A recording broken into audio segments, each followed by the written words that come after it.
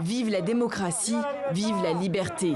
Sur ces mots lancés aux partisans du gouvernement, ces deux adversaires du régime cubain sont interpellés.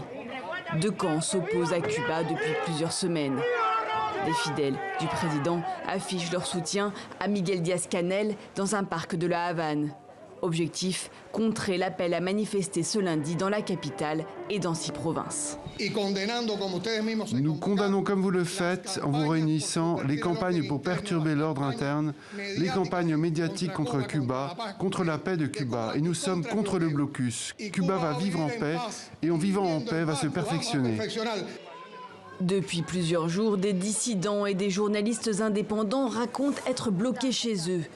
Dimanche, autour de l'immeuble de l'un des principaux organisateurs du rassemblement, des agents de police en civil sont déployés. Pas question pour les autorités de laisser Junior Garcia défiler, même seul une rose à la main. L'acteur et dramaturge cubain s'en remet donc aux réseaux sociaux, comme il le redoutait. Ils m'ont dit que j'irais en prison. Nous voulons changer la réalité de Cuba, mais nous voulons le faire de manière civique, pacifique. Même si ça devient chaque jour plus difficile.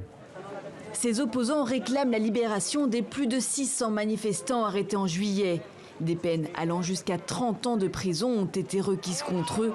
De quoi dissuader ceux qui voudraient les imiter.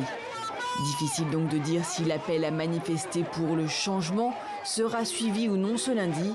Un rassemblement alors que Cuba connaît sa pire crise économique depuis 30 ans, avec pénurie de nourriture, de médicaments et une grogne sociale grandissante.